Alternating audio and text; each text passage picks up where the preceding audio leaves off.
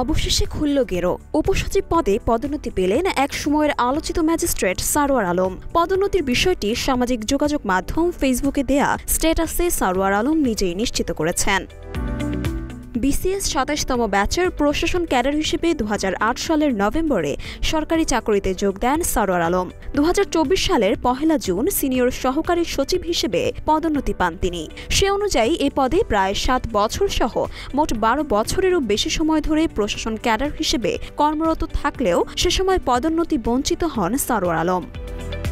২০২১ সালের ৭ মার্চ প্রশাসনের ৩৩৭ জন সিনিয়র সহকারী সচিবকে উপসচিব পদে পদোন্নতি দেয় সরকার, কিন্তু পদোন্নতি বঞ্চিত থেকে যান আলোচিত এই ম্যাজিস্ট্রেট।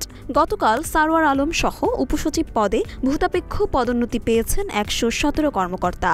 তারা সম্প্রতি পতন হওয়া আওয়ামী লীগ সরকারের আমলে পদোন্নতি বঞ্চিত ছিলেন। সৎ ও মেধাবী কর্মকর্তা হিসেবে পরিচিত পাওয়া সারোয়ার আলম র্যাবে যোগদানের পর থেকেই ছিলেন আলোচনায়। কর্মদক্ষতা আর নিষ্ঠার পরিচয় দিয়ে গেছেন বারংবার। ব্যক্তিস্বার্থ নয়, বরং তার কাছে প্রাধান্য পেয়েছে দেশ আর দেশের জনগণ। তাই তাকে পড়তে হয়েছিল স্বার্থন্বেষী মহলের রোষানলে। ২০২২ সালে ফেসবুকে স্ট্যাটাস দেওয়ার কারণে তিরস্কার সূচক লঘুদণ্ডের শাস্তি পেয়েছিলেন তিনি।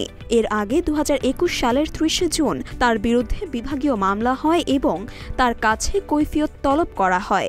তবে সারোয়ার আত্মপক্ষ সমর্থনে কোনো লিখিত বক্তব্য দেননি। মরিয়ম মিম, ঢাকা পোস্ট। ঢাকা জেলা প্রশাসন যৌথ উদ্যোগে এখানে আজকে অভিযান পরিচালনা করা হয়।